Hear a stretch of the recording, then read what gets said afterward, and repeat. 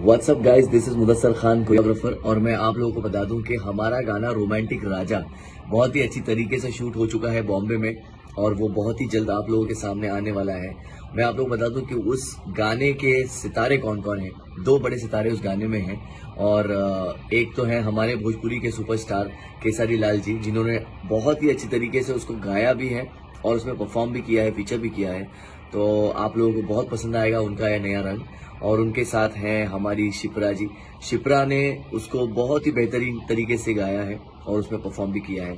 I think Shipra and Kesari they both are amazing energy we had on set and I think वो दोनों इस गाने को बहुत ही बेहतरीन तरीके से आप लोगों के सामने लाने वाले हैं।